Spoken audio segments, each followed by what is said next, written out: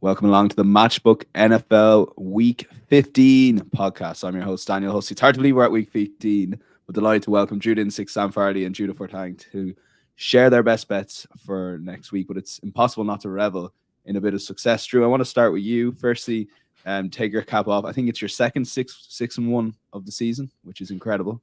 Your long shot record will save to the best long shot time, but it's pretty darn good. But a little bit of advice for anyone that won a few quid off you over the last couple of days, ahead of Christmas time, that sort of thing. Bit of serious talk for a second. Yeah, I mean, I think you shouldn't let it get lost, the fact that we are at the end of the season and the markets are very, very, very sharp. It is not expected that they're going to have many more of these. And so I think, drawing down bankroll right now is not a bad idea. I think I've definitely gone through times where I had, swollen bankroll in the month of December. And by the time we got to the end of the playoffs, I'm like, what happened? And don't let that happen to you. Use some of that for friends and family and charity and everything else. And don't put yourself in a tight spot where you feel bad having, kind of given back a bunch of winnings. So, this is still the end of the NFL season. This is one of the more efficient markets in the world. And I think expecting that to happen again, expecting that it's not going to be, regression 1-6 for me this week, I think is it's very possible. So, tread carefully. Well, Drew, Judah's definitely the apprentice, first year on our podcast here. Any advice for him after a 6-0 week before I bring him in here? No, his reads were pure. He's going to keep winning. Beautiful, take it away. I do appreciate that, though I disagree. Sometimes you just get lucky. Go 6-0. The only thing I'll say is, in a lot of these wins, also I'm taking a lot of these alt lines, which is something I've been doing throughout the year. But I don't actually think I explained why I do that so much. And I think it's like the most efficient market is the NFL spread or total or whatever that might be. And when you do have some conviction one way or another, oftentimes there's likely a reason that you are off market by a significant margin, and just playing the kind of volatility inherent in NFL football games and taking those alt spreads can be very, very fruitful. And when you're right, you can be really right and really capitalize on that, which we saw last week. I don't know if that will continue. Hopefully, if Drew's right, hopefully we just have the pure reads. That maybe we'll get lucky, but I doubt that. But we will keep trying nonetheless. Yeah, Sam, we learned our lesson finally to not go against the Drew's long shot, because I say we, because I really like that Texans look and talk myself eventually out of it on Sunday, which I was delighted about. It's easy to say that obviously on the after time in a little bit, but yeah, take it away on the Texans, the Jets. That was a tough one. Yeah, it was terrible. There's no other way to say it than that. But I kind of think at some level, I can't be too angry with myself, because I think obviously the injuries played some sort of part in that. How much is up for debate, but yeah, just a bad Sunday for me all round. But that kind of, I think when there's at least some sort of injury involved, you can take some sort of warped solace that maybe you weren't wrong. Maybe it's just you're a hostage of fortune. When you're just, your team's flat up, just destroyed, then that's a different thing altogether, and you've definitely read something wrong. But yeah, either way, great weekend for Drew and Judah, and hopefully I'll have a better weekend this time coming. No, you had a couple. You had the Bills money line, Rams plus 7.0 as well, Sam. So there were plenty of winners in the Week 14 Best Bets podcast, and to get all and keep track of the guys throughout the week, the Matchbook Insights, a great little NFL tips. I know a lot of my mates don't have time to be listening to these guys for an hour, as much as I tell them to come on, guys, but they do keep an eye on the NFL tips as best I can. What did Drew say about this? What did Sam say about this? What did Judah say about this? Listen to the podcast, obviously. But if you don't have time, we do respect everyone. It's quite busy. Do check out insights.matchbook.com or search Matchbook Insights. And if you are watching on the YouTube live stream, do hit that comment, get involved. And if you're watching the YouTube video back, same again, hit that like button. We much appreciate it. We're trying to get as close to 3 figures as possible on our NFL YouTube videos throughout the season. Let's get going, and we will start with Saturday football. Sam wanted to talk about a Saturday game, so we reluctantly put it in for him. It's the Vikings at the Bengals, and we'll take a look at the betting that we have on the Matchbook Betting Exchange. The Minnesota Vikings are 2.6 to Cincinnati Bengals 1.59 favorites. Points spread sees Vikings getting a 3.5 head start. The total for this is 39.0. So look, Sam, it's bonus Saturday NFL for us, which is absolutely brilliant. But particularly in the UK and Ireland, when we have that 6 o'clock kickoff, almost our peak time, obviously with the later game being our peak time. Yeah, just Saturday football is going to be so much fun, isn't it? It's one of the best times of the year. The nights are getting dark really early. You've got a reason to drink from far earlier than you normally would. You could just kind of watch from the Premier League all the way through and just keep going on like a sporting journey all the way to the early hours, it's just a great time to be alive. But for me, the Bengals-Vikings game is one of the most interesting because you've kind of got the Bengals on this quite unpredictable journey that they're on at the moment, given the performance we've seen from Browning so far. And then on the other team, you have this sort of QB, I'm not going to call it a controversy, but this QB sort of intrigue with Joshua Dobbs being benched and Nick Mullins, who we have barely seen for a couple of years, coming back in.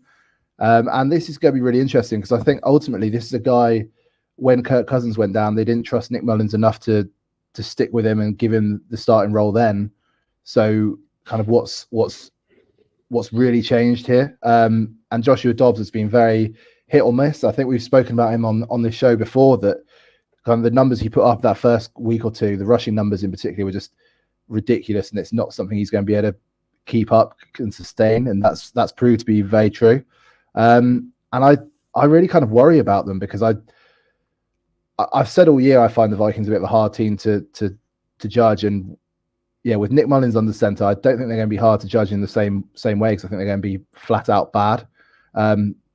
Whereas the Bengals, I think just it's proven something that we talk about around the draft time so often, is about landing spot matters with young quarterbacks and being in a position to succeed. And I think Browning's success kind of gives you a slight indicator of that, in that being at a team that's kind of well-rounded, has good coaching, and is a good place to play effectively is more kind of beneficial than potentially ability in some way with quarterbacks. And I think this is a situation like that you've got a guy, a backup has gone in there. He's 2-2.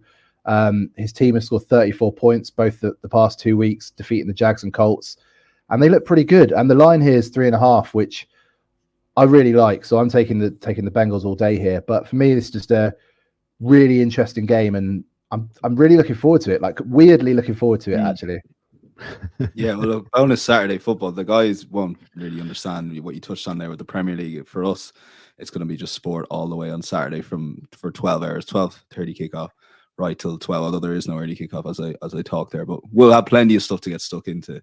Drew, initially when I saw this market at 3.5, Bengals minus 3.5 at the moment, that looks the bet to be. So anything to add to Sam's point?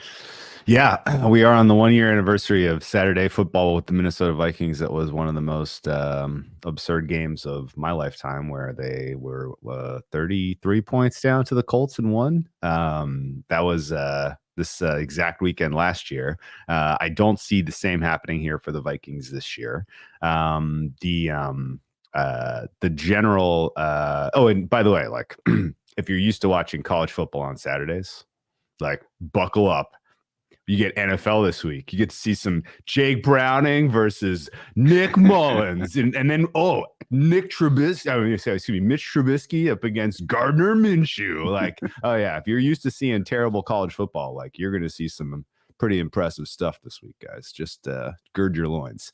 But the Jake Browning commentary is really where I kind of want to start and end on this handicap, and that's to say that he had an unimpressive first start against the Steelers, clearly, and the improvement that you saw from him, just not in terms of how the Bengals offense is utilizing him, but his decision making, his processing speed, and his ability to kind of utilize the weapons that exist on that very healthy Bengals offense were all very clearly on display against both the Jags and the Colts. Now, I will say that I have clear eyes, clear mind. I know that the Jaguars and the Colts are not good defenses, and there is certainly some layer of, did the quality of opponent make Jake Browning look good? And there was a inkling in the back of my head of, well, now he's got to go up against Brian Flores in a heavy blitz scheme, and maybe under pressure he turns back into a pumpkin. But honestly, everything I'm reading and hearing about Jake Browning, what the coaches are saying, what the other players are saying, all sounds like a guy that is extremely dialed in and dedicated to improving his craft week in, week out. I think that absolutely matters. And I think, honestly, if the Vikings pass rush does not get home against the Bengals offensive line that's at full strength and has been playing better lately, then Browning should be able to carve these guys. Now, I see there is one kind of caveat to this handicap, and that is Jamar Chase is on the injury report with an ankle injury, which I don't love.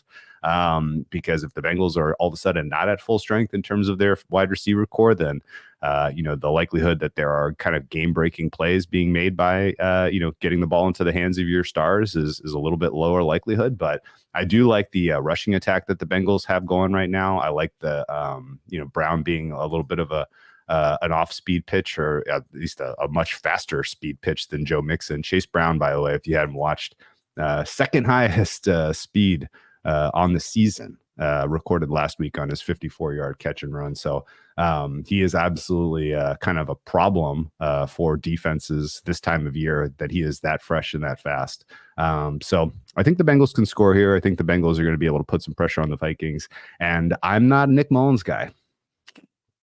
It's been a while since I've seen Nick Mullins play winning football. And I think even up against the Bengals defense that has clearly taken a massive step backwards this year in the absence of their safeties, they still have a decent pass rush piece in both Sam Hubbard and Trey Hendrickson. And I think the Lou Anarumo being able to create some confusion with his linebacker core dropping into coverage, forcing Nick Mullins to hold on to the ball a little bit longer than he wants to, and making a couple mistakes is very, very realistically on the card here. If the Bengals defense can, keep the mighty Gardner Minshew to whatever it was, 14, 17 points or whatever last week, then they should be able to repeat that performance at home against Nick Mullins. So I laid it with the Bengals. Not a super confident play, but I actually have a lot of, I guess if we see Jake Browning continue to get better week in, week out and put up these types of numbers down the stretch, and the Bengals make a wild card spot, not going to be shocked. This team looks like they are kind of primed to do that with how healthy the offense is. Okay, both Sam and Drew's strong cases, I have to say, for the Bengals -3.5. Judah, you're playing the over here. Any concern that if you're playing the over, stating the obvious, but you sort of need both quarterbacks to perform at a high level, or you've maybe taken on either team's defense here? I think it's a combination of the defense and that prices are just really low. 39.5 is still a very low total. Granted, we can get used to it because that's the scoring environment. But in the grand scheme of things, it's still pretty low. I think the case here is that Browning is pretty good. You don't accidentally throw for 300 yards in back-to-back weeks, I don't think. And mainly the kind of data play here is that we know that Brian Flores likes to blitz more than anyone else in the league. Jake Browning has a 0.44 EPA per play. It's a small sample, but still it's something to monitor against the blitz. That is far better than what Brock Purdy has done over the full season. He's been really good against the blitz. I think that it's a combination of his ability to get rid of the ball quick and also to identify one-on-one coverage like he did with the Jamar Chase long touchdown. That was a blitz. He saw the single coverage. That is, I think there's some signal there, or at least allows me to think that this Bengals team can take advantage of the kind of Minnesota defense, which has been playing well. And on the flip side of this game, I would love to fade the terrible Vikings offense of the last two games. I don't think we learned anything new about these teams. Is there such a huge drop off from Josh Dobbs to Nick Mullins? I don't think so. And this was a team that, if we priced this game 2 weeks ago, I think this total would look very different, and this would be a Minnesota offense which has scored 20 plus in however many straight games. And this is a totally fine offense. I think they will bounce back. And the Bengals defense has been dreadful all season, especially as of late. They're allowing the most explosive plays of any team, especially if Justin Jefferson plays, which I think he very well might. This is a fine offense going up against a bad defense, and I think the same can be said of the Bengals. 39.5 is just far too low for offenses that can move the ball and defenses which aren't particularly great at preventing their opponents from moving the ball. Okay, yeah, we will lock in those two selections. Bengals -3.5 for Drew and Sam, and Judah over 39.5. And all those bets will be on Matchbook Insights, but if they're highlighted in bold, it means it's an official bet for the guys. Sometimes they mention it's one side or the other or pass. But yeah, do keep an eye on Matchbook Insights, as we keep saying, for full bet recap of what the guys are picking here. Let's move to the Bucs at the Packers and take a look at the betting that we currently have on matchbook.com. You can back the Bucs 2.6 underdogs in Green Bay, who are 1.57. The point spread sees the Bucs getting a 3.5 head start at 1.9. Packers laying that at 2.02, and the total here is 42.0, over winning that at 189. So yeah, let's stick with you, Jude, on this one. And look, the Jordan Love train, Sam can't decide if he's on the train, off the train. At the moment, he was off the train. He did well now to stay off the train given last week. But how does Jordan Love bounce back here? Yeah, again, I think this is a spot where I just want to fade what happened last week. I think there was more signal in, if anything, I actually would upgrade the Packers from last week. What I was really looking to see was, would they continue with this new approach, far pass heavier, far more downfield oriented than they have been in previous weeks? Yes, like you were going to have bad games. You were going to throw some interceptions. That's the sort of variance which happens week to week. But more important is kind of the fundamentals of how you operate your offense, which is, I think, exactly the way you succeed against the Bucs. Again, a team which has been very good against the run, though now that they're a little bit banged up with injuries, they've been less effective, which should only help the Packers, but also a team that is very, very vulnerable in pass defense and very vulnerable to explosive plays, allowing a top 5 rate of explosive plays. This is exactly how Green Bay has wanted to attack. And if we played this game last week, I think the spread would be 5.5 or 6. And I don't think we learned anything meaningful other than, like, yes, like you're going to have 25th percentile outcomes in the NFL. That's going to happen. You're going to throw a couple of picks in a weird game against the Giants. That doesn't necessarily reflect anything on your fundamentals. I think the fundamentals remain strong for the Packers as a team. Like, Jordan Love is not just going to like fluctuate between like, oh, he's a top 10 quarterback. Wait, he had a bad game. Maybe he's bottom 20. Only like 22nd or whatever. Like, this stuff happens. Like, we can't get lost in the noise of the NFL season. Jordan Love is definitely an above average quarterback. He certainly played that way this season. There's little reason to think that the previous 3 weeks were just a bunch of noise. Last week, I think, was much more noise than signal. I'm going to want to back the Packers in a matchup that I think is enabling to their success and what they do best. I'll take the Packers with the points at 5.5. Yeah, and the 5.5, as you explained at the start, Judah, is just to eke out that couple of extra percent. But you feel that 5.5 is not as an efficient market. It's sort of, it's basically mirroring itself on that 3.5. If you get me, yeah. Yeah, going to points under a touchdown, and my lean. If I like them a little bit, I probably like them for my angle to kind of really expand this team to win by at least a full score and not just eke out a 4-point win on a field goal or whatever. I like it. Drew, take it away on some of those points that you'd raised. Yeah, we're on the same side here. I like Packers 3.5. And yeah, the points that, if you can get a full stake at, an outline, I would take no exceptions to that. I think the Bucs defense as currently constituted is pretty bad right now. I'm not expecting the reinforcements to show up for this game. And if they do, and you have guys who are a little bit out of game shape up against the Packers who have some speed, I think you're in a little bit of trouble. Linebacking core and secondary injuries are the ones for the Bucs that I think matter the most. And the Bucs really aren't going to be able to generate much of a pass rush here. Packers outstanding pass pro. I think that's going to give Love some time. And I think Love may have a little bit more in his arsenal to work with this week with potential the fully, at least a little, I don't know if Christian Watson's going to play, but I suspect he'll be back for this week. Packers didn't really teach us, I guess, just a big kind of grand thought on the Packers. They are pretty clearly outstanding with a positive game state, right? If you put the opposing offense in a position where they cannot kind of lean into the running game against the Packers defense, then all of a sudden you're playing into the teeth of the Packers defense. We learned that watching the Lions game on Thanksgiving, and then that was reinforced watching the Chiefs game, I thought. And then seeing Tommy DeVito be able to come back on the Packers was wild. Packers defense was pretty miserable on Monday night. But for a lot of that game, they were playing with a deficit, and that there was a little bit of opportunity for the Giants to expose the Packers defense by using the quarterback runs. And as I'm watching that, I'm literally I wasn't pulling my hair, but I was literally like banging on the table, like, how in the world did Andy Reid and the Chiefs not continue to just run the ball with Mahomes in that game when Tommy DeVito can do it, who can do it is Pat Mahomes. So it was a weird, frustrating Monday Night Football game watching the Packers lose that way. But this is a decent bounce back spot for them because the Baker Mayfield at at his current strength and with the ankle injury he's dealing with, he is not a mobile quarterback. The Bucs have decent pass protection, but cannot get a running block going to save their lives. Rashad White has had a nice bounce this year, but he is not a guy that you're going to be able to line up and get physical with the soft front of the Packers and really gain 5 yards before a guy gets touched. He's going to have to, White, that is going to have to get it done the hard way. And I don't think that's, it's just high likelihood of working. And then, the Packers, I think, match up fairly well offense against the Bucs defense, as we've already covered. So Packers can play with positive game state in this one.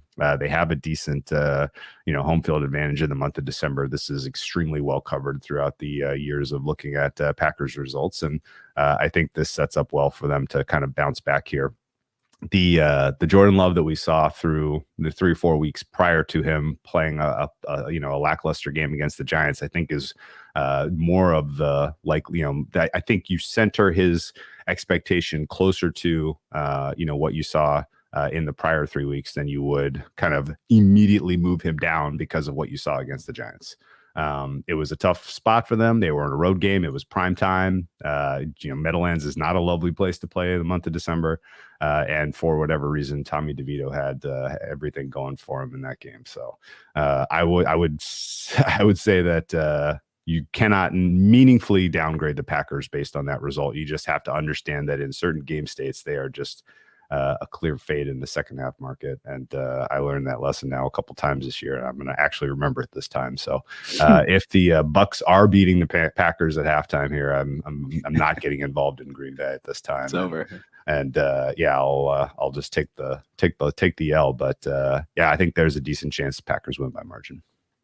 Okay, it's more positive than I thought it would be on the Packers. Quick one-liner from you, Sam. You're not a bet here, but a little bit on Jordan Love. He's a young quarterback, and joking aside, we get, he's a really good quarterback one week, not a good quarterback the next. I think the guys hit the nail on the head a little bit, that you got to be a little bit patient with a young quarterback like Jordan Love. Yeah, I think so. You got to give him time, got to let him play football, and I think if there is a sort of opportunity for a get right game for him, if he really needs one, I don't necessarily think he does, but I think it's this team here. The Bucs are terrible against the pass, so I think this is an opportunity to kind of see what he can do in what should be a fairly positive situation for him, I would say. So yeah, looking forward to it, but not one I'm going to be betting on myself. Okay, but one you will be betting on is probably the game. Well, it is the game of the weekend. Cowboys at the Bills. And we'll take a look at the betting. Currently have a match for betting exchange. We're recording this Wednesday afternoon UK time. Cowboys 2.26 underdogs to the Bills, who are 1.74. The Cowboys getting a 2.5 head start at even money, and the total here is 50.5, shaded a bit towards the over at 192. So Sam, it feels like every week we're talking about these teams in one big game or another. You got it right with the Bills last week, so what's made you sway towards the Cowboys for this matchup? Well, basically, whenever there's these kind of big marquee matchups coming kind of the following week, on a Sunday after the games are wrapped up, I like to kind of look ahead in my mind and think how I'd price it up. And this is one that when I saw the line, I was quite surprised just to the extent to which the Cowboys are underdogs. I think obviously so much of that, if not all of that, is down to the home advantage for the Bills. But I think it's potentially being overplayed slightly. We know the Cowboys aren't great on the road. I think they're 500 on the road, right? 3-3. Bills really good at home, but even with that, I'm not too worried about the Cowboys here. I think they've looked fantastic this last couple of months. Longest winning streak in the NFL, tied with the 49ers. And this offense can score on anyone. We've seen that now. But the Bills defense, are we convinced they're particularly good? We've spoken about it quite a lot in the last couple of months, that they're still being judged on what they were right at the start of the season before the injuries. And I think a lot of that's been kind of taken into account now. And they do seem generally like they are slightly better than they were for a little bit. But let's not forget, this is a team that in the past month has given up 37 points to the Eagles, 24 points to the bloody Broncos. Admittedly, they did fairly well against the Chiefs, but if the Chiefs' offense was kind of remotely sensible, checking with the line judges, they would have probably scored that touchdown, you'd like to think. And they played the Jets, who let's just avoid that altogether. So for me, I think this is a team that are going to ship points. And whilst I do think it's going to be a shootout, there's one team I think is far better equipped to kind of defend in that situation, and that is the Cowboys. And I think for me, they're the better team and they should be favourites. So any opportunity I can have to get them on the money line at plus money is an absolute smash. Okay, Cowboys money line for Sam, 2.26 currently. Judah, a little bit on that Bills defense, because while points wise they did pretty well against the Chiefs and didn't concede for a long period at the start of the game anyway. When Chiefs got the momentum with Mahomes, I thought it's curtains for the Bills as a Bills backer. I just felt the momentum of the game and they looked in trouble. Where are you on the Bills defense going into this Dallas team, who are all of a sudden becoming, the last 4 or 5 weeks anyway, a consistent football team? Yeah, I mean, I think that the kind of Bills defense or the game against Kansas City had more to do with the Kansas City offense than it does the Bills defense. This is not a particularly strong unit for me. I think I've been saying it all year. Towards the bottom of the league and being able to generate quick pressure. Their secondary is decimated by injuries. Not a particularly great coverage unit. And to be quite honest, I don't think it matters right now with the way the Cowboys are playing. After their bye, when they've turned way pass heavy and kind of just unleashed Dak, granted the competition has not been great. It doesn't really matter, though. This is a Cowboys team which has put together 95th percentile outcomes in all but one game, with that one game being against the Panthers. And when you have an elite offense as the Cowboys by every stretch of the imagination are right now, I'm really less worried about defense, especially. This is not a Bills unit that I think is even remotely in the tier of defense that can kind of slow down an opposing offense, especially one of the Cowboys caliber. And at the end of the day, that's kind of the Cowboys play. I think that's kind of known and priced in fairly. It's really on the Bills side where I think there's some value, which is that this is not the same team stylistically as they were under Ken Dorsey. They are running the ball far, far more, utilizing their running backs, which has led to kind of a shallower ADOT. You've seen guys like, Ty Johnson really getting involved, which might work, and maybe he's planting the seed for some long-term play of trying to draw linebackers in and eventually take guys over the top. But I think that's kind of Galaxy 3Ding this whole situation. The reality is this is not the same team, and I think they're taking away Josh Allen's strengths, which is his ability to make throws downfield, kind of improvise in the pocket. They're really wanting him to get the ball out quick. They're wanting to run the ball, and they're wanting to get it out to guys like their running backs out short. And that's not the same offense. It's not the same team as it was. I think this is a poor schematic decision. It has manifested in kind of their efficiency metrics being a little worse over the last bunch of weeks. It hasn't necessarily resulted in the win-loss record. But I think the Bills are priced as the full season, Ken Dorsey, Josh Allen team. I'd much prefer that team than the current iteration. I think the meaningful sample is what they've been under Joe Brady. This is a team that is overpriced relative to market, and I don't think it finds itself in a favorable matchup against the Cowboys pass rush, especially if they can contain Josh Allen with Josh Allen's legs with their pass rush, and certainly they have the speed to do so. So -2.5, then Judah is playing one of his alternative handicaps. We know how he likes to do it. Maybe keep playing up on it. Who knows? Drew, so we've talked about the Bills' defense not being up to it, yet you're playing the under here. A word actually on what Judah mentioned about Bills are running the ball more, but I thought there was a period in that game where they went back to the pass and it didn't work, and then they sort of try to bring the run back in. So are they sort of trying to find their identity again? I don't know what they're doing, man.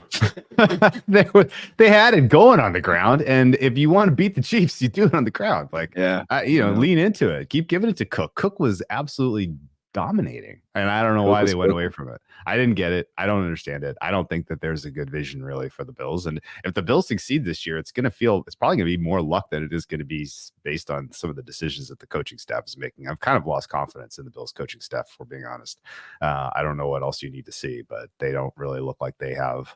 They look like they're floundering like a group led by McDermott, who's probably staring at the end of the road here with this team and with this window. So I mean, all that said,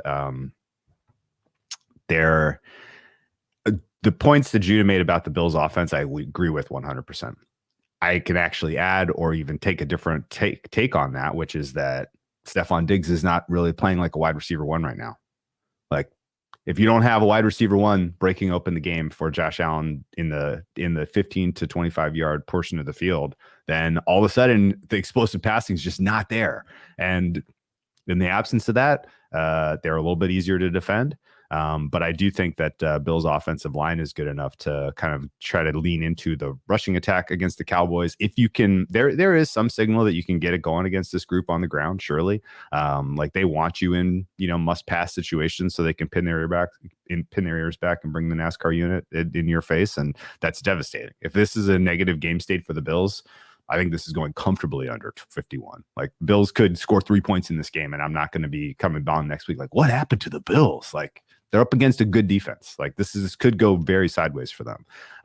The point on the Cowboys that I would just caution anyone, our pod friends inclusive, there is a very realistic chance that the Cowboys offense is at an absolute pico top right now because they have played 3 games in a row where 2 of them where they had, rest advantage, or at least, just like in general, like advantage because they're playing at home on Thursday nights, and one of them where they had a rest advantage heading into kind of a super high impact, high meaningful game against the Eagles.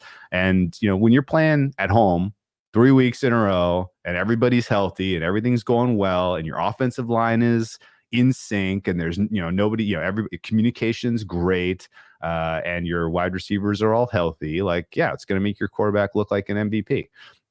Go on the road now in a hostile environment and very different conditions. This could look very different. Like there is a potential that you've seen 84th, 95th percentile the last 3 weeks, and that median is actually more like good, not all universe. Like that's in the realm of possibility of what the recent picture is. It's been, how many weeks it's been since the Cowboys have played an elite defense? It's week 2, the New York Jets. They have only played 1 good defense all season. And I'm not saying the Bills are a good defense, but I'm just saying that there is a very realistic chance that the fact that the Cowboys have been playing with a positive game state, the fact that they've played some weak defenses and that they've been home for an eternity now, all of that could be clouding perception on exactly how good that unit is. And an outdoor game in Buffalo with the Buffalo Bills offense that I have kind of lost confidence in, and a total of 51 screams under to me. I think fair price should be closer to 48. And even if it was 48.5, I'd probably take a swing on the under, just because I think there is a realistic chance that either one of these offenses could completely go sideways in this game. The Buffalo Bills defensive injuries are worth keeping an eye on. Micah Hyde, obviously, is kind of the most important of those because his specific role as free safety is so important for what they're trying to do in defending the pass and defending CeeDee Lamb from getting just monster, game breaking plays. But, ultimately the offensive line for the Cowboys, if there's any miscommunication, if there's any, lack of, kind of just ability to stop the pass rush, that could be what ultimately undoes a lot of the Cowboys offense in this one. And, I think the Cowboys might ultimately be the best team in the NFL this year. It wouldn't shock me if the end of we get to the playoffs and we're saying that sort of thing. But I think this week against the Bills and next week against the Dolphins, you're going to see 2 very specific things have to be proven by the Cowboys. This week, they have to prove that the offense can go on the road and score. And next week, they have to prove that their defense can defend speed. And I don't know that I have a high confidence in either of those things happening yet. But that is what I think you need to pay attention to in these 2 games. Okay, caution on the Cowboys perhaps from Drew, but the Sam is going Cowboys money line, Judah Cowboys minus 2.5, and Drew playing the high total there under 51.0. We'll go to Ravens at Jaguars. This is the Sunday Night Football. Take a look at the betting that we have at matchbook.com. Currently, Ravens 158 favorites the Jags 258. The point spread sees the Jags get 3-point head start in Jacksonville, and the total here is 43 under the shorter price there at 192. So Drew, right back at you. The Ravens, Rams. Look, I fell for you with the Rams and Ravens. You obviously got the plus point spread, but I'm talking the Rams money line for yourself and Sam on the Matchbook NFL podcast, but also maybe more importantly for yourself, that futures bet on the Rams. But let's bring it back to the Ravens, because I think Judah called it right in the sense that Ravens were able to score against that Rams defense quite easily. Yeah, and I mean, I think you step backwards and look, that was like 95th percentile offense from the Rams. Like that was a really, really good game from that group. Rams defense got, I wouldn't say exposed. They had a couple of really poor broken coverages in the first half that had resulted in explosive plays. But they kind of tightened some things up, and they were playing pretty well, I thought, through the middle portion of the game until the end stages. And at the end stages, it was the Lamar Jackson show. And Lamar Jackson, they couldn't get to him with the pass rush. They couldn't get to him with quick pressure at all. And if you give Lamar Jackson meaningful time to dissect you, and his receivers are creating separation or working out a structure downfield, it's really, really tough to play defense against him. Lamar Jackson and this wide receiver group, like just watching the Rams and having a stake on the Rams and believing the Rams were live to win that game, and then watching the Ravens and the Ravens offense had a lot of whiffs of like, oh boy, like the Ravens are like the late blooming offense this year. Like this is kind of what I got out of that game, which was I didn't think that was entirely, oh, well, the Rams defense stinks. We knew that. Like, no, I think the Rams defense is actually fine. I think the Ravens offense is kind of coming into their own, finding ways to get things done that are a little bit outside of like what we typically understood about how to defend these guys. And as absolutely absurd and insane as it may sound, like the absence of Mark Andrews might ultimately help this unit overall kind of get better because they're utilizing the wide receivers in different ways. They have different formations. They're running out of different personnel than they usually do. And so just because of all that, they're a little bit less predictable. And I don't think we really know what Todd Monken ultimately wants to do with this unit because it's just been a little bit of a kind of a moving target all season. I think now against this Jaguars team, they match up exceptionally well. If you look at Ravens Jaguars last year, you had a healthy Lamar Jackson in that game, and he was absolutely unstoppable on the ground. The Ravens ultimately lost because they gave up some just bizarre end of game stuff, which is kind of another weird hallmark of the Ravens that I don't really understand. But let's just pretend for the sake of arguments that the Jaguars are going to be without their, wide receiver 2 and Christian Kirk. They're going to be without their starting left tackle, the backup left tackle. We're down to, we had Ezra Cleveland in at times. He got hurt. So now you have cluster injury going on at the offensive line for the Jaguars, combined with Trevor Lawrence, who we know is dealing with the high ankle sprain and knee injury from this season. So there's lots of reasons to think that the Jaguars are a little bit of a sitting duck here. You have Ravens that bring all kinds of different unique disguised pressures, and I think that's going to be tough for the Jaguars to deal with. And the Jaguars are one-dimensional right now. They can only get it going through the air. They cannot run the ball to save their lives, and there's a chance that this is a gross weather game. So if the Ravens ultimately lean into their strength on the ground, mix in a little bit of what we've seen recently with the explosive passing offense, I think this could get out of control. And this could be a pretty clean, comfortable win for the Ravens. So I'm laying 3.5. I know it's outside the key number, but this is a game where I see every matchup checking in favor of the Ravens. And Kyle Hamilton's injury is worth following because his availability obviously is sort of like a little bit of a trump card for the Ravens defense, I think.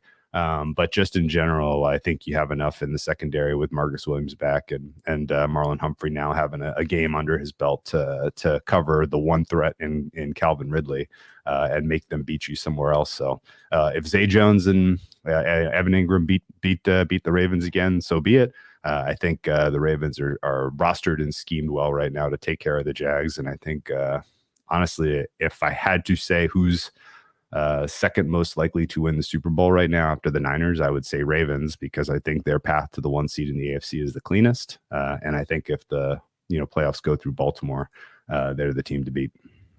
Yeah, it was a big week for them in that 1 seed race for the AFC.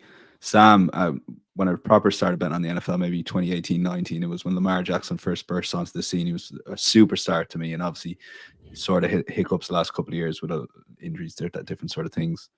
Where is he as good right now as he was back then when he first came on the scene? Yeah, I think so. I'd say far better actually. His passing has improved no end at all.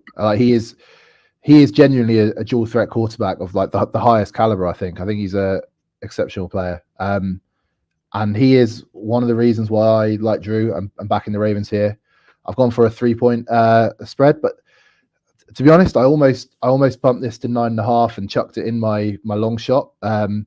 Because if you told me that the Ravens won this by 10 points, by 15 points, would I be that surprised? I really don't think I would. I think this is an offense that seems to be blooming. I think kind of more concerning really than that. We've spoken a lot about the Ravens offense is just how bad this Jags defense has looked this last few weeks. I mean, 65 points in the past fortnight have been given up to the Bengals and Browns. Jake Browning and Joe Flacco both have actually been playing really well, but you wouldn't expect a team to be getting absolutely shredded by either of those guys, particularly. And I think another AFC North team could do that very easily here as well. We've seen how terrible the Jags are against the pass. I think it's only the Commanders who have given up more air yardage per game. And I just think we saw last week that Lamar Jackson can defeat you in multiple ways. He can defeat you on the ground. He can defeat you through the air. He will do what he needs to do to kind of get the team over the line. And I think with the Jaguars being so terrible against the pass, I think we're going to see another kind of multiple touchdown game for passing touchdown game for Lamar Jackson. And I think it's going to be quite a heavy victory for the Ravens, actually. But I'm taking the -3. I'm going to go safe before I talk myself into any more. 187 current price for -3. You can take -3.5 with Drew at 204. Judah, you're not a bet in there, so we'll go to our any other week's bets or any other week 15 bet section right now and take it away on your any other bets. But if you do want to add a line on Lamar and the Ravens, feel free to do so. No, we can go to Indianapolis -2.5 for me against Pittsburgh. This is, I mean, I feel like every week I'm betting against Pittsburgh these days. This is an absolutely dreadful offense by my standards and my numbers. The Colts are I think, perfectly average NFL team in basically all such ways, and I don't think the Steelers' offense right now can take advantage of where the Colts are weakest in their secondary. They don't have the receivers to get open. I don't think they have a quarterback to even take advantage of the fact that if the receivers do get open, this is just a terrible offense right now. The defense has also been pretty bad. They're allowing a ton of explosive plays, both of Alex Highsmith and TJ Watt in concussion protocol. I'm not sure either of those guys are going to play, and the market's essentially implying that these teams are about even. Maybe the Colts are a point better. I have them more like 2-3 or 3-4.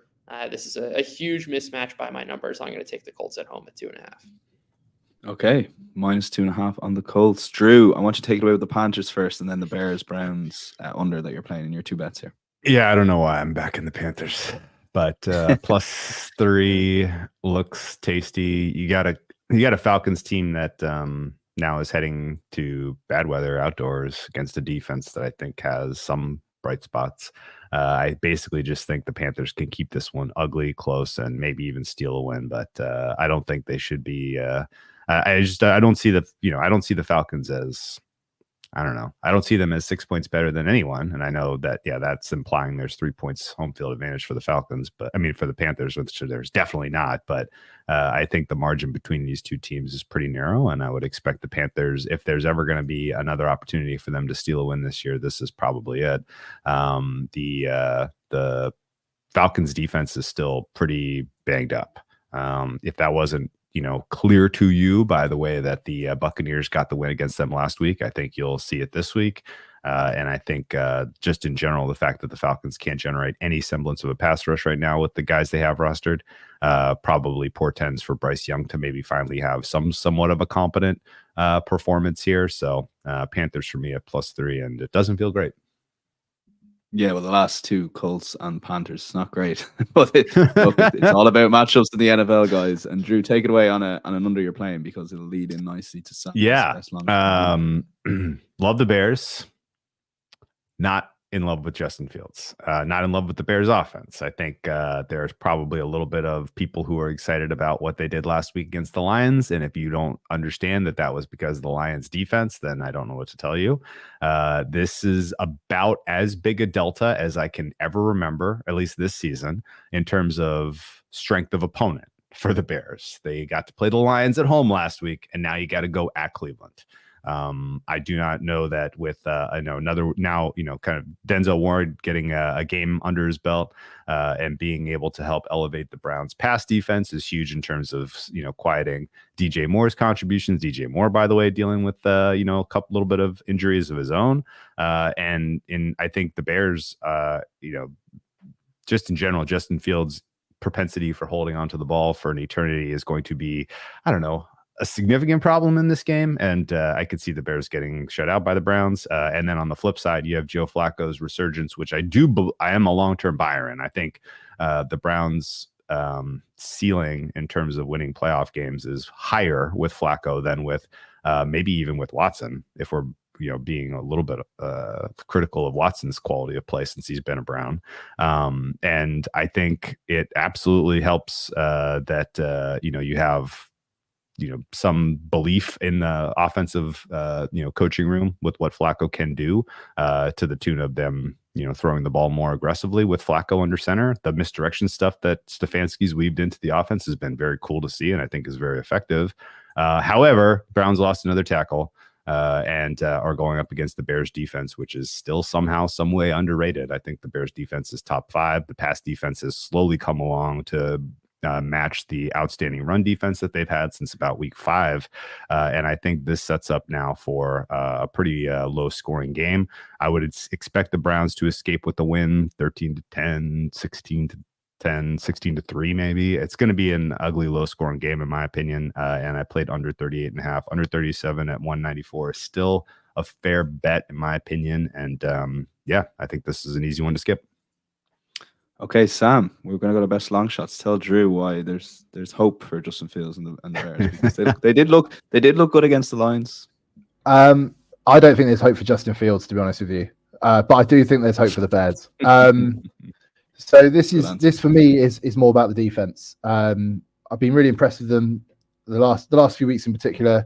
Held the Vikings to just 10 points, but more importantly, last week they made Jared Goff look horrific. And a part of that, I think you could probably argue, is Jared Goff making himself look horrific. But I think you have to give the Bears some credit there. So for me, that's part of this. And I just look at this as I agree 100% with Drew in that I think it's going to be a low scoring game. I think this has 2017 written all over it. I think it's going to be a stinker, not one we want to watch. But I think the Bears are going to come out on top. It's about that time of the season where, Justin Fields looks okay, and the fans start to think, maybe we should actually just give him another year. Instead of getting another quarterback, let's get him some weapons. And I think that's going to happen here. I think they're not going to draft a quarterback. I think they're going to get him some weapons. I think it's going to go horrifically wrong next year, and I'm quite looking forward to that. But if I'm honest with you, so that's my reasoning here. And also, was it last week we talked about potentially only 2 Super Bowl winning quarterbacks heading into the playoffs this year? Yeah. It is hurting me deep down to see in the Guardian this week, they had an article about Joe Flacco being on his couch and now the Super Bowl is not impossible. And I think we just, as fans of the NFL, as fans of football, I think we need to nip this in the bud right now. Let's get the Browns beat. Let's not let Flacco go near the playoffs. We don't want to have to listen to this. So potentially maybe I'm going for a bit of a hopeful angle here, but I do think the Bears are going to show something this week in what's going to be an awful game. Sam, buckle up, because wild card weekend in the best segment, Browns money line over the Chiefs, buddy. We're doing it. We're making the case that Flacco can beat Mahomes in Kansas City in the 2-7 or the 3-6 or whatever it is. If I'm Kansas City, I would very much like to avoid the Browns. Yeah, could be a sticky one. Judah, best long shots, mate. You got another one up there. You're slowly creeping up on Drew. You're 7-6 plus 171 pounds if someone put a 20-pound stake on every one of Judah's best long shots this season. Giants money line at Saints. So look, it was a tough sell. The Patriots, you just about won me over so I had a small amount on it. So do the same for the Giants, please, this week. Yeah, I think this is a case where the market is mispricing both teams. The Saints have drastically changed their offense over the last 3 to 4 weeks, adopting an extremely run-heavy approach. I mean, maybe Derek Carr can throw for 100 yards against the one of the worst teams in the NFL. He only got to 87 last week. But in all seriousness, this is a team that's running the ball more than anyone else. They are not the same offense at all. And I mean, if you're not backing Tommy Cutlets against the Saints, really, what are you doing? I think this is a Giants team which has been perfectly fine on offense, a little bit below average, but I'm not sure that that's that much different than what the Saints' current offense is. And I think the market is pricing the Saints for the full season, which is a better team and I think kind of a fair price. But that's not the team right now. The Giants are moving the ball fine on defense. They blitz a ton, which has given Carr a lot of trouble historically. The defense is playing about average over the last 7-8 games or so. I think the Giants are underrated relative to market. I think the Saints are way overrated for the sample that's relevant, which is how they've decided to run the ball a ton and basically eliminate the deep passing game. The receivers are hurt. This is not the same team. I'm going to play the variance. I'm going to go back to backing Tommy Cutlets and the Giants at 3.2 against the Saints. I'm excited. I love it. I love it. We will go to Drew finally on the best long shots. Drew, the pickup of your demise, it's been exaggerated, quite frankly, Drew, because you absolutely smashed the Jets money line, absolutely smashed it. So much so that we're going to the well again, aren't we? Yeah, well, I like Judah's take on the NFC Offensive Player of the Week and Tommy Cutlets, but I'm going to back the AFC Offensive Player of the Week, Zach Wilson. Was that a correct choice? No, should have been Lamar Jackson, very obviously, but that's fine.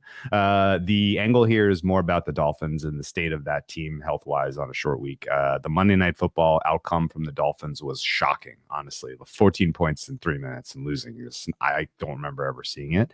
I don't know that it's ever happened. I'm sure somebody probably could correct me with a tweet that said that's never happened, but it was unbelievable watching it in real time. And I don't think it tells you a ton about the Dolphins defense, albeit they did have some injuries, and the fact that they don't have Jalen Phillips and couldn't generate a pass rush against the Titans offensive line to put away that game, is that concerning? Yes. The fact that Baker is out at the linebacker position and that the Titans were able to get anything going in the red zone. What's the last time the Titans had a positive red zone game? It was maybe the first one all season. So that is somewhat concerning here.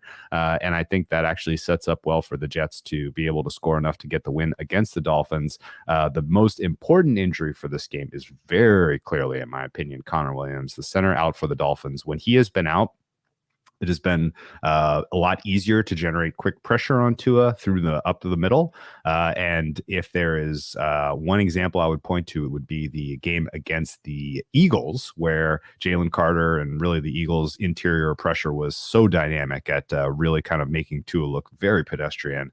And if there's an upgrade over Jalen Carter, it's Quinnen Williams, in my opinion. I think Quinnen Williams and the Jets D-line could have an absolute field day against this Dolphins offensive line that has effectively a cluster injury that they're dealing with right now, and Dolphins skill position group and Waddle and Tyreek Hill are not 100%, and they're up against their toughest test. So I'm backing the Jets money line less because of Zach Wilson and more because of the Jets defense, really. And I think the Dolphins are kind of in deep trouble, if we're being honest. The Bills could lose to the Cowboys, very likely.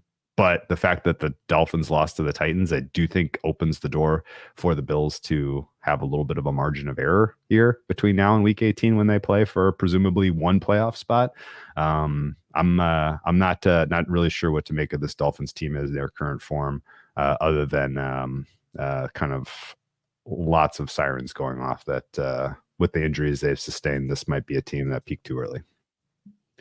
Rodgers, could he be back next week? No, I don't think so. Okay. I mean, why you're going to take the ball out of the hot hand of Zach Wilson? Well, that's the other side, isn't it? we have the stature. Don't say I saw the stats. Luckily, so I've gotten producer to share it on screen. Yeah. First win by team down 14 with under 3 minutes to go since 2016. Previously, 767. I thought was absolutely amazing. A mate of mine is a Dolphins fan, and he had the unfortunate time of watching those highlights Monday morning, and I know he was about to start watching them, so that was fun. 14 minutes waiting for them to finish up. Let's go to Week 15 best bets. Judah, you landed your strongest best bet of the season. Question for you here, because we've already covered this bet. Did Drew talk you out a little bit of having this as your best bet?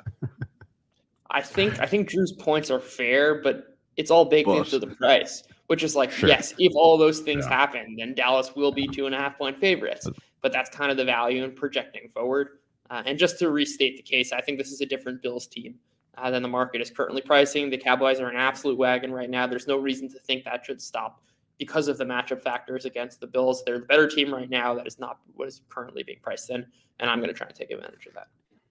Okay, Cowboys money line. Sam, I know you agree with that bet, but your best bet is Commanders at the Rams. Take it away on the over. Yeah, I love the over here.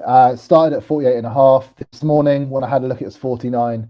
It's already up to 49.5. So God knows where we're going to end up with this one. But for me, the Rams absolutely have to win this game. Then you have the Commanders coming in off the bye. But the Rams, I think Drew made a really good point about last week potentially being the best offensive performance we see from them this year. And I think there's a very high chance that that's true. But I also think even if it is not, we don't see them at that level again, we could see them 90%. We could see really good performances as we have done basically for the past 3 weeks. They scored 31 plus points in each of the last 3 games. Admittedly, one was against the Cardinals, but in that time, they have also played the Browns and Ravens, 2 good defenses there. And the Commanders have allowed 90 points in the past 2 games, Dolphins, Cowboys, and they allowed Tommy DeVito to score, was it 31 points the Giants scored? 3 passing touchdowns for him. So they have been getting torn wide open. And I think the line here is 49.5. I think we're going to see probably 35 plus from the Rams, if I'm honest. And the Commanders have been averaging 20 points per game scored all season. So I think we're going to see this covered quite easily. Really looking forward to this game. I'm finding the Rams offense hugely enjoyable to watch. So yeah, going to go for an over. Going to expect I'm not going to call it a shootout because I think there'd have to be some sort of semblance of drama about who's going to win. But I think it's going to be a high scoring game nonetheless. Okay, over 49.5, currently 193 in the matchup betting exchange, and will be a fun market to keep an eye on right up till Sunday, 6 o'clock UK time. Drew, quick one-liner or two-liner on the Rams futures prospects. If anyone still hasn't come in, is there still a worth getting involved in any sort of the futures markets, and then take it away with the Ravens? No, it's a pretty narrow margin right now that they're going to make the playoffs. So I would sit tight. And honestly, this is a potential banana skin. I don't think I don't disagree with Sam. I think there should be points in this game, but little nervous about some of the kind of second line injuries that the not the headliners, but the kind of second tier guys that got hurt from the Rams last week. I don't know if that's going to matter, but I think Rams is a hold, not a buy at current price, and I hope that they get a win against the Commanders this week because they got some winnable games the next couple weeks. They just need some of these other NFC teams to lose, and I don't know. Everybody's playing pretty soft schedule, so it's tough to say how it'll break. Best bet for me though is going to be, and I thought about the Jets plus the points. I don't love a lot this week, if we're being totally honest. I'm going to go with the Ravens as my best bet at -3.5, and this is kind of probably one of I don't know. We'll see what kind of price we'll get against the Niners on Christmas Day. We'll see what kind of price we get against the Dolphins in week 17. But I think the Ravens are probably a buy on the offense right now, and would expect that they can, as long as they have a healthy offensive line, as long as they're giving Lamar Jackson all the time in the world to operate.